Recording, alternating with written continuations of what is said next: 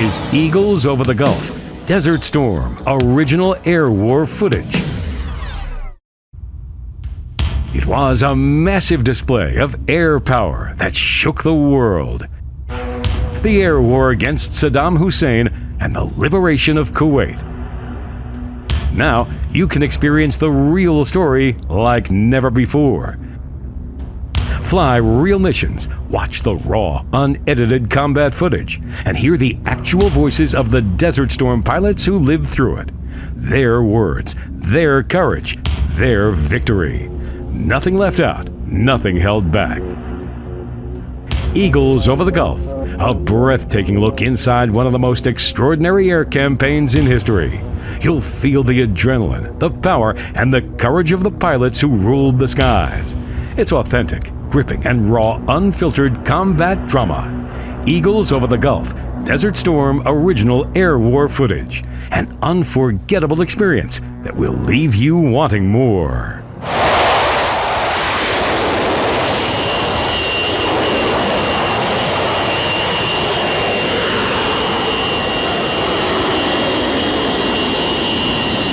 We were over there for 6 months before the war started, and we really effectively used that time to know as much as we can about the Iraqi Air Force, their French and Soviet equipment. We can probably tell you just about as much as they can tell you about it. We were very, very well prepared for the battles that took place.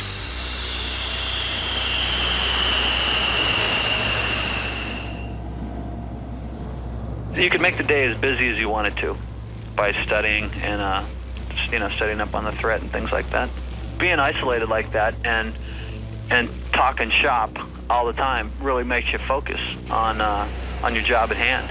The more time you have to plan, the better. And you can set up your game plan better and have a lot more time to refine it. And that's exactly what we did.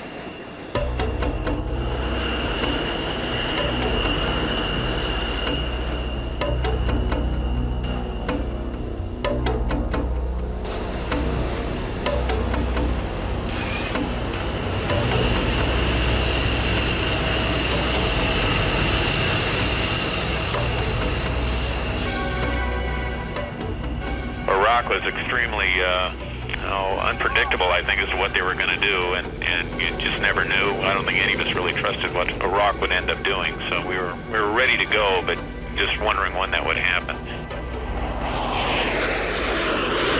Everybody knew the 15th of January was the deadline date. By kicking the war off, we knew that finally there was a light at the end of the tunnel, that once the war was over, people would be able to go home.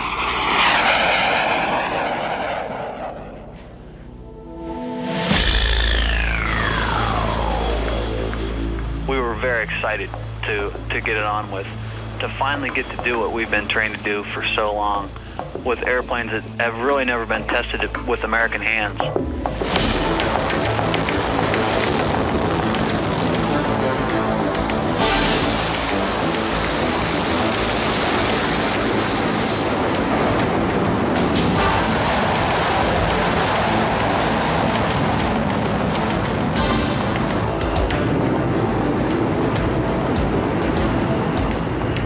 Started going north. Iraq still had all their electricity, so all the cities were lit up with lights. You could see Baghdad off in the far horizon. You could see the Euphrates and Tigris along there. There's obviously people and electricity there, so there's lights along there. That was lit up. All the little towns were lit up, and as we started approaching them, you could see like little Christmas tree lights just sprinkling all over. Just everything was just sparkling at us.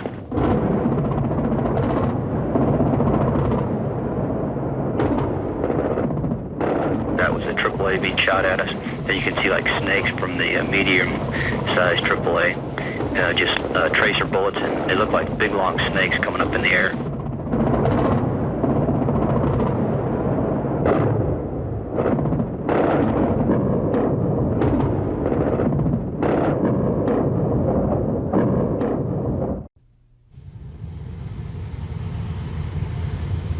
My wife and I had a little girl 13 days after the war started, taxiing out, and time to think about, reflect a little bit, after the first couple weeks of the war.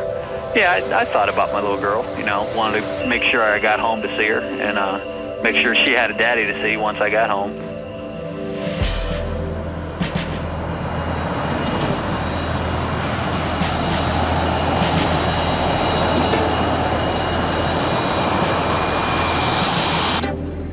Throughout the brief, stepping out to the jets, your entire focus is on getting the job done and bringing everybody home safely. You're so focused on doing the job and being in position and watching your radar.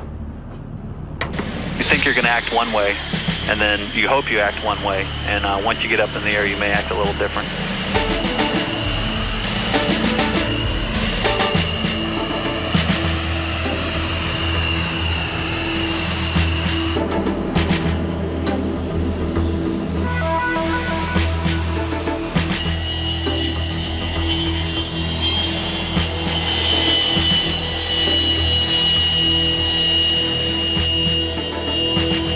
Especially after the war started, when we started seeing the polls and stuff and how much support the president had, and that just made us more proud to go out there and do our job and fight for America, because we knew that just about the entire nation was supporting us and backing us up, and that's an American dream, and certainly pretty much everyone in the military's dream is to be united. So it was just super to see that.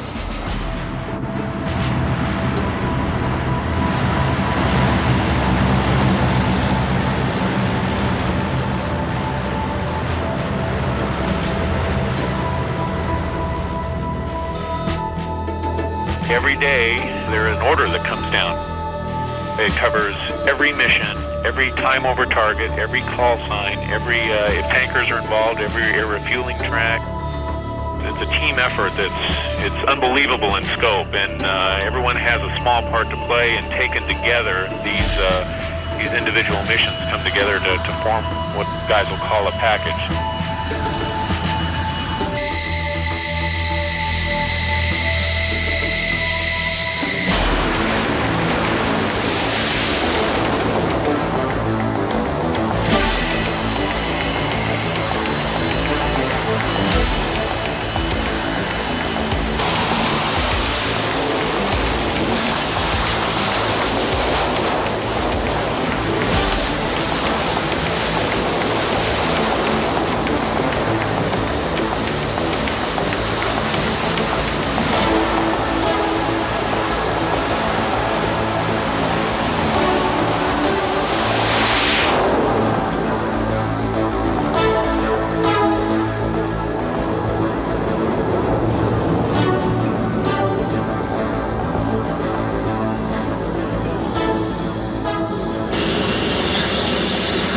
Package I was ever involved on a runway was 16 F-16s, and we took darn near I guess I could figure out, about 5,000 feet of runway, just lining the aircraft up. So it's really neat to sit back there, let's say as number 10 or 12, and look at all these afterburners light, and it takes obviously several minutes just to get the aircraft airborne. So it's really a neat feeling to see all that kind of air power on the runway all at once. The visibility in that aircraft is unbelievable. You feel like you're almost outside. And all you're looking at, you can barely see over the nose. The wings are well behind you, so that's not in your peripheral vision. You feel like you're on the end of a pencil, and the pencil is a huge jet engine. It's still quite a feeling to go ahead and run the motor up and light the afterburner and get cruising down the runway.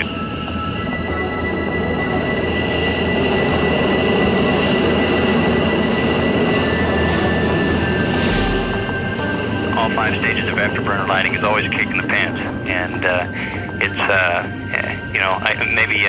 maybe some of us just haven't completely grown up yet, but it's always a thrill to feel the afterburner kick in and accelerate you down the runway, accelerating to takeoff speed, which is roughly 150 knots, just a little over 1,000 feet of runway. So it goes fairly quickly.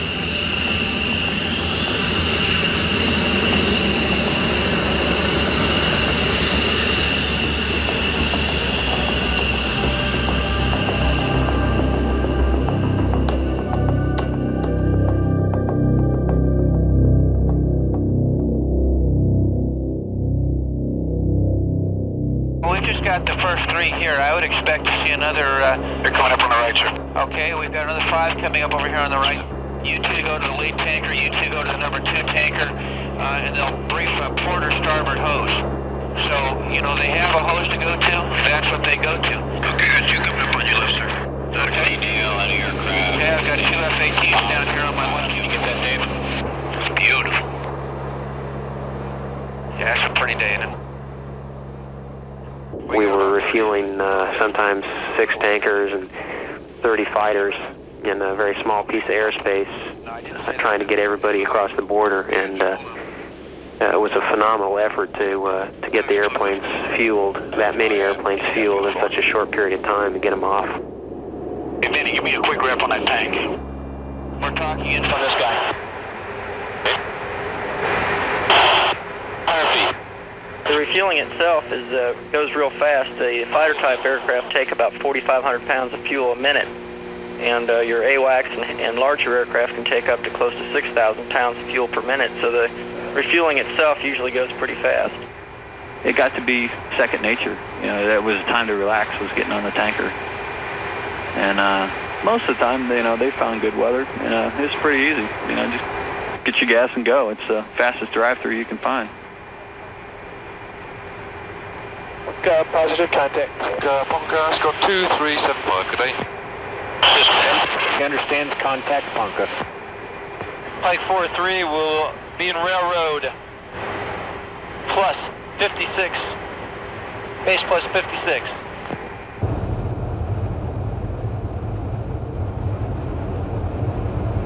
We came back across the border with much less gas than we had programmed, and we weren't able to make it home to our base, and we cried to AWACS for a tanker, that we needed gas. There was no tankers available, but a tanker on his way home to his home base, mission complete, heard our pleas and turned around and headed north, and basically rendezvoused with us, even though he was on his way home, and hooked up with us and gave us enough fuel to, just as the sun was rising, gave us enough fuel to bring our jet home. And that was typical of the kind of things that the tankers did for us during the war.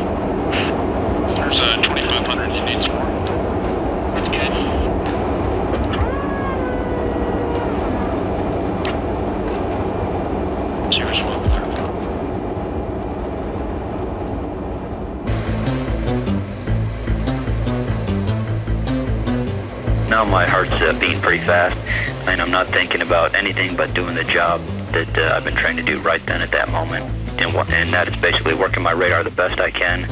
I'm worried about them having anyone airborne to shoot down or interfere with all the strikers.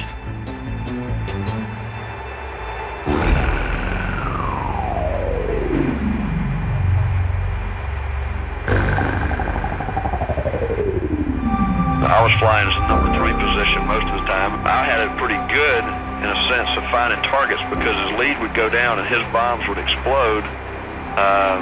That's when they would start shooting. Obviously, the downside of being 3 and 4 is they're the ones that get shot at a lot.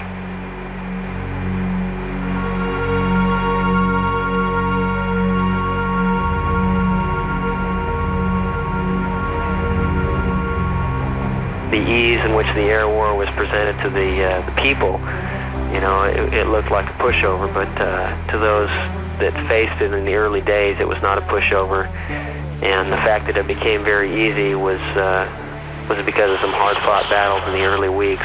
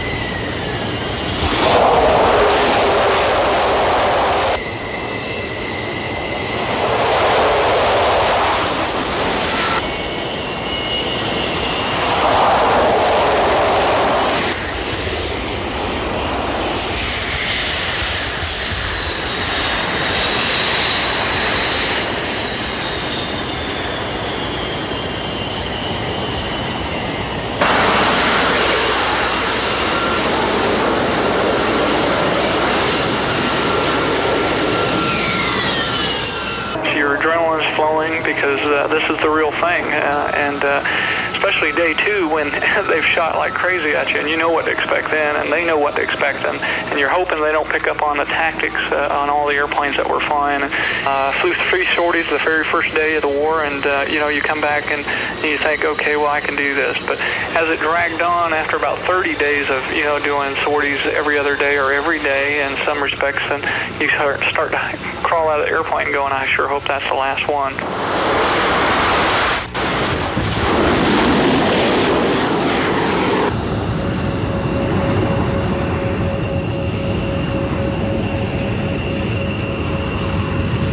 We would land and, without shutting down, just pull it right into, we call it hot pit refueling. So with the engine running, they'll just taxi on up, and we'd fill up all the tanks again. Then we'd go into the air, into our parking spot. As soon as we shut down, immediately weapons would start loading up the next weapons and any other minor maintenance involved in the turnaround of the aircraft. The airplane with good maintenance, and I got to put a good plug for our maintenance guys. I owe them a lot of beers. They did a super job for us, and that's what able to keep us flying all the time.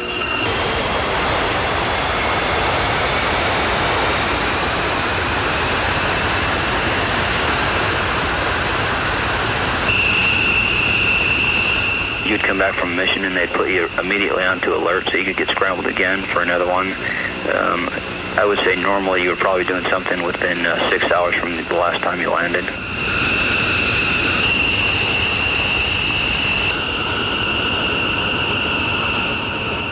The missions, and at least the duration of the missions, were fairly demanding, especially initially. So I guess practical things came to mind first. When we were going to get the chance for the next meal, or figure out what our sleep cycle might be for the next day.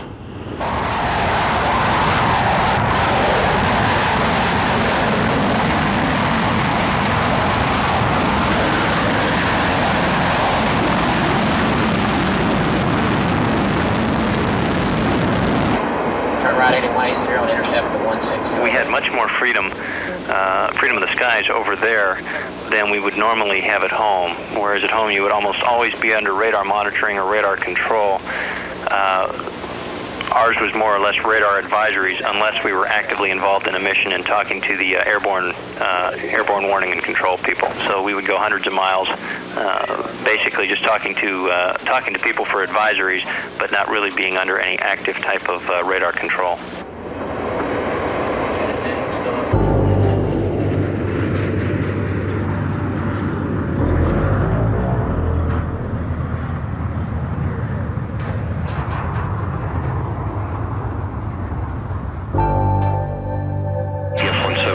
Was the first aircraft to go in and actually drop ordnance. We arrived within seconds of the beginning of the war. Baghdad was lit up. They obviously didn't know we were coming. They weren't expecting us. And the first series of bombs that we dropped to take out their communications network came as almost a total surprise. From then on, trips into the Baghdad area and some of the larger airfields were almost always met with fairly intense AAA fire. Normally, the aircraft would get into the target unobserved, drop its bombs, and then be shot at on the way out.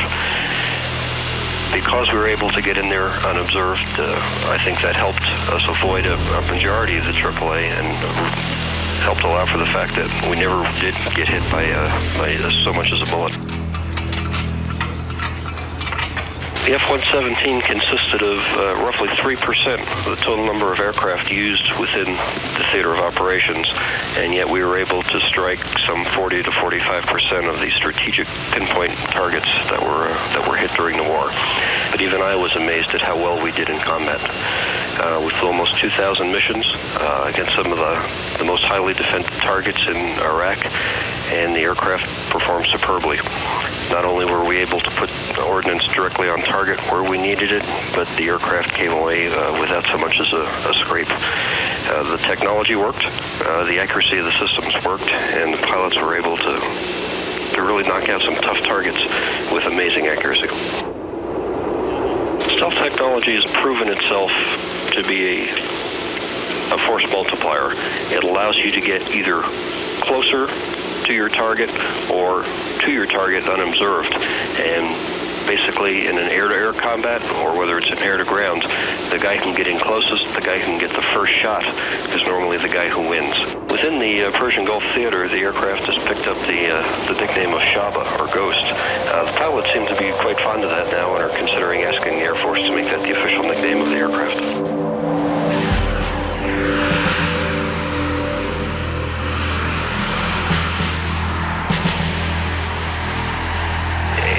Type of air-to-ground airplane is not a glory airplane.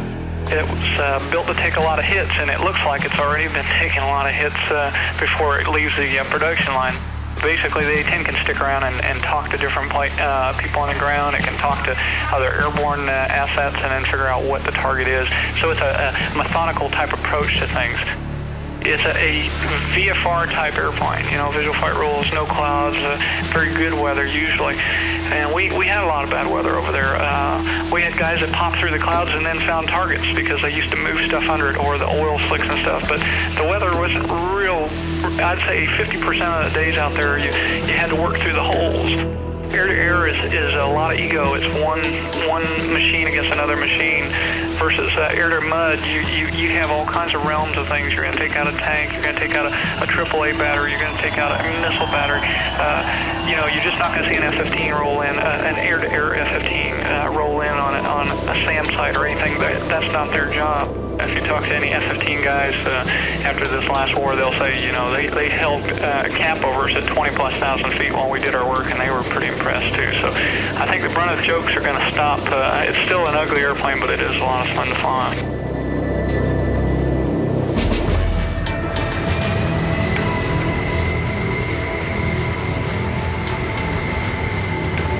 It went well, and we all had the feeling like, boy, we just couldn't believe we could be that overpowering, or that they were planning some kind of surprise attack, that they were going to move their forces. Obviously, the exodus of aircraft into Iran was a concern. We really couldn't figure out why, if they were still intact, why they weren't fighting back to the degree that we were expecting, or if they were planning something else. Later on, as the war went, and the biggest thing I think for all of us is to keep the razor's edge, I guess.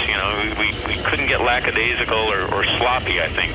We wondered, what's the big surprise? What's the mother of all battles really going to be? And when's he going to unleash this wrath on us? The apprehension slowly worked its way out to the point where you really didn't think about it that much. You didn't want to become complacent, but at the same time, you didn't have the lump in your throat anymore.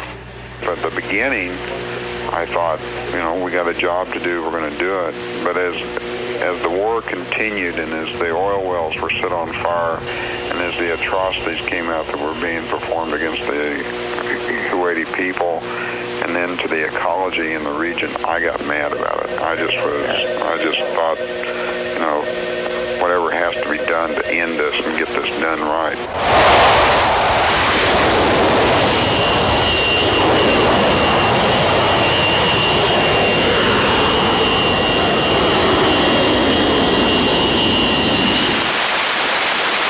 Street, 5 miles. One at 1,000 feet and the other one at 18,000 feet. They're both eastbound. Alpha 57, roger. Here's another fifth field that we were trying to take on. Coconut Armor 4-2. Armor 4-2, Coconut, go ahead. Coconut Armor 4-2 in the plane, over. It's still built. And currently have a C-130 approaching the left base. Starting LG 44 350. Charlie, we're talking 26. We have the motor. Roger 33 left. Whatever deck available. Side wind 350. 11 Vessel 20 clean land. Runway 33 left. We're going runway 33 left. Which one? Left 100. 41 Charlie. I'm going to run to the 41 right out there. Victor 1 or 2. 41 right. Where you going, sir? Exactly where it is? No, that's going.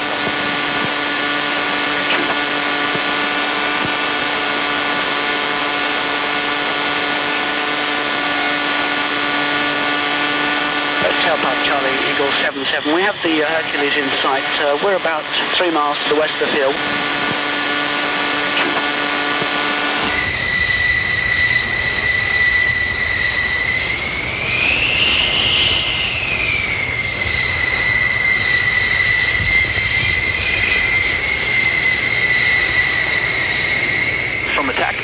Standpoint on the Iraqis' side, they did the smart thing by keeping them on the ground. You know, we got a lot of them on the ground, but they would have lost a lot more if they kept them flying. You see on the TV is the end game. Basically, once you found the target, keeping the crosshairs on it is pretty darn easy. And the hard part is getting to that point and fighting your way into the target, defeating the defenses, the AAA, the missiles, and then acquiring your target, just being able to find your specific building in a complex. And the rules we played with there were very, very strict. If you couldn't find your target, you didn't drop.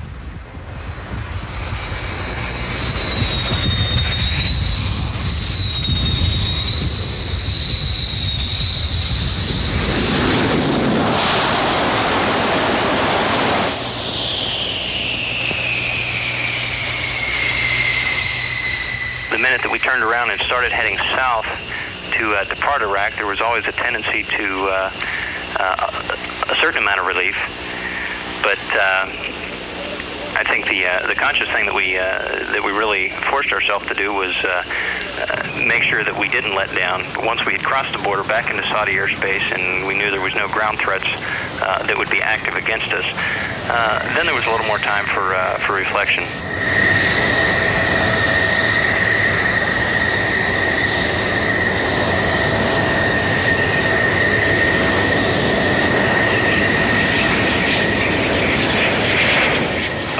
Calls from all kinds of guys and letters from all kinds of guys around the world saying, you know, you're actually getting to practice your profession. I always tell them peace is my profession.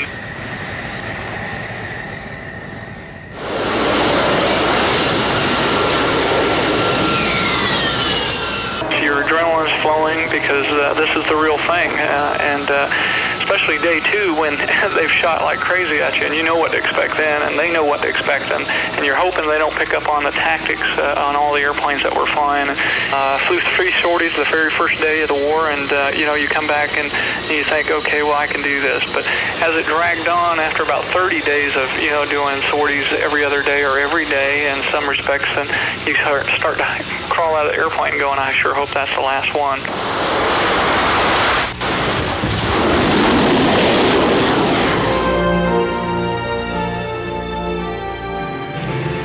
There were more than one occasion in Asia where I came back, I parked the airplane, I went to the debrief, I immediately left the debriefing room and went to the church. And I don't have a real good record as far as going to church, but there were a lot of days, especially in Asia, where for some reason I was allowed to live and others weren't. And to this day I haven't quite figured all that out, but someday maybe I will.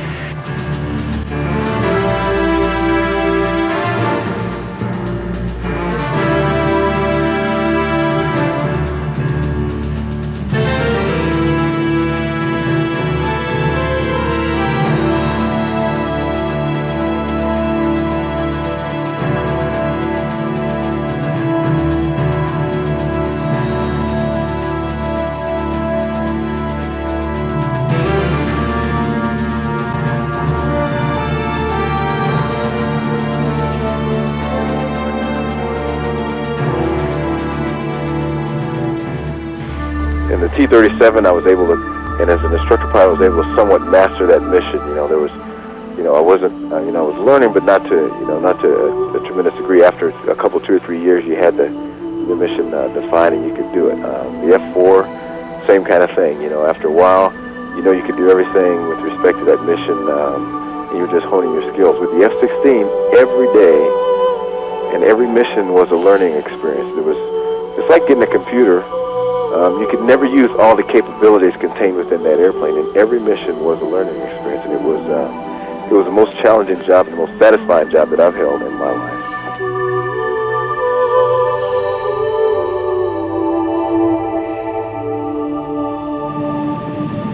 To be able to bounce power around like you can in something like a Phantom, literally go from idle power to full afterburner at the stroke of a pen, so to speak, and not have to worry about what the engines are going to do. You know what they're going to do. It's going to throw you back in the seat pretty good. And it's always, for whatever crazy reason, a good feeling to be doing that, to have it all in your hands.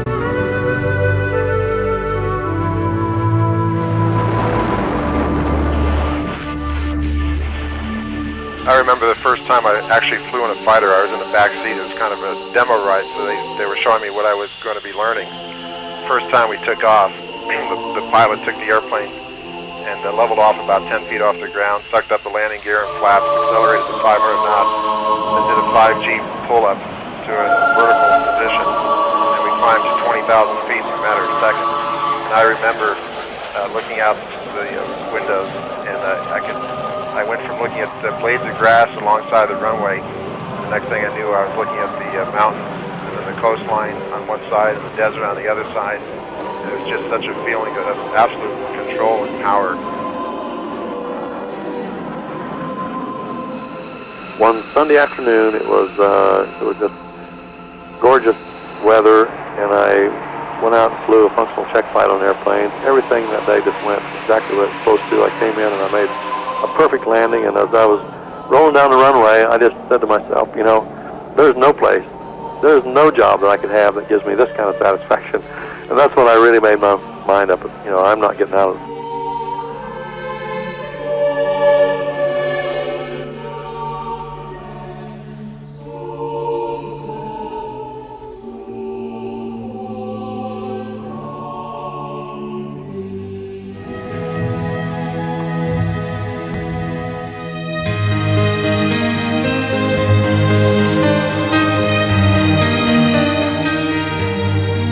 I always considered myself the best Navy pilot that ever walked the face of the earth, and I think that kept me alive a lot of times. Just that, not being egotistical, but just the fact that I thought I wouldn't make a mistake, which I haven't so far, was a great feeling of accomplishment to take these planes off the ship and come back safely.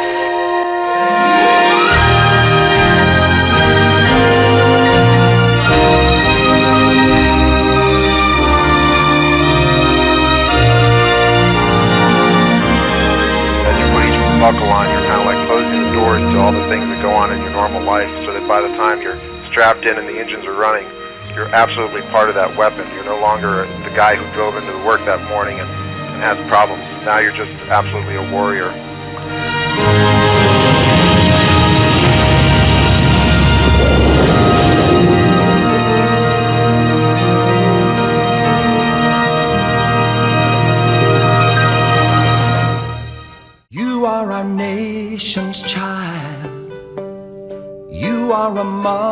mother's prayer. You are a gentle touch. You are the ones we love so much. You take to the skies with the dawn, knowing the job to be done. Your freedom's light shining strong. You go on and on, anywhere in the world, you'll be there. You are the spirit of America. No matter where you go, you are the young and bold, our nation's own. Welcome home. You are the spirit, the heart and the soul. You are the spirit of America.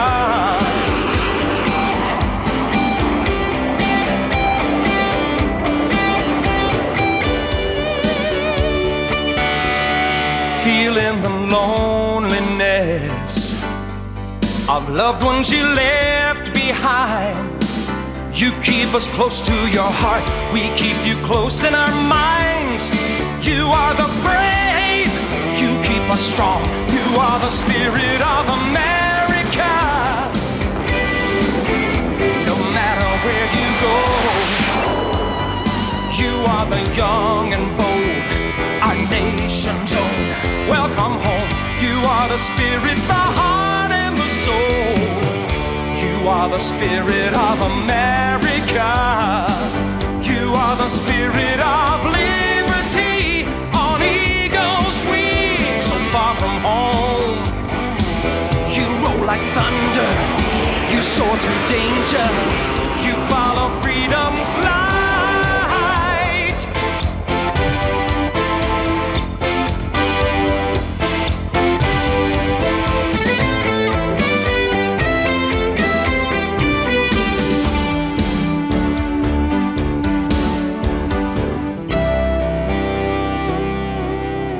You are our nation's child.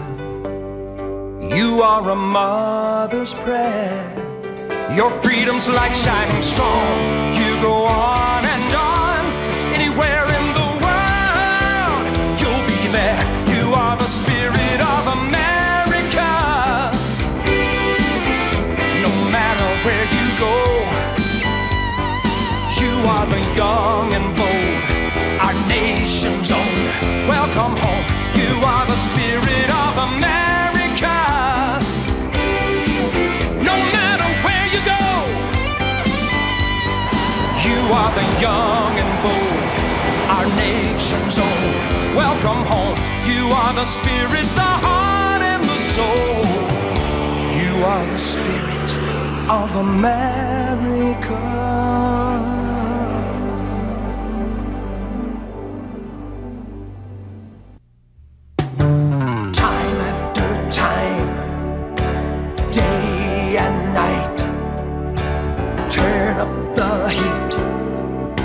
I'm up for the fight, off to a great unknown. Then my mind turns to home.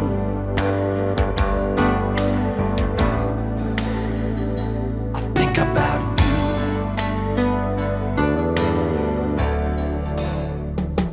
Thought about you, waiting on the flight line.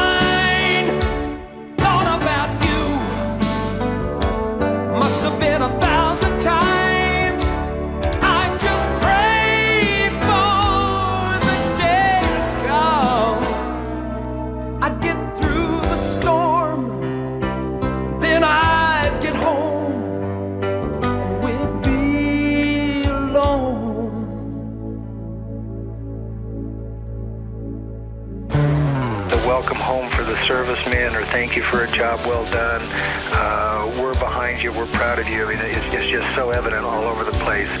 And we experienced that as we flew through Spain, as we flew through Newfoundland, and all across the United States. That support is there, and it's not just from the Americans. It's the entire world seems to be very supportive of what we did over there. A lot of the flyers that flew in combat felt that they were lucky to be home. And not only were they home, their friends were home, and everybody was home. And the feeling was incredible. The base, the celebration was wild, personal for everybody. I think the public celebrations that you see on TV and the crowds, I think, were probably forgotten by the guys that came home, who focused instead on the more personal celebrations and the family that they left behind, and they kind of, at least I did, block out everything else. But the feeling was incredible to come home from something that we all believed wouldn't be this successful. I came over in a 141. I happened to be sitting by one of the few windows and looked out and saw trees and the beach line up in New England coming down the coast there, and I just really appreciated that. You know, seeing trees and knowing we were over American soil just makes you feel better. Once you realize you're going home and you take off and you're thinking on most of the flight what it's going to be like getting off the airplane, we had heard over and over again the tremendous amount of support that was back in America, and I think we all realize that, but I'll tell you, until you get off the airplane and set foot on America and see flags and ribbons and people smiling and waving and hugging you and shaking your hands, I don't think it really hits you till then, and it's really emotional. It's a very patriotic feeling. It's like you've got 250 million friends.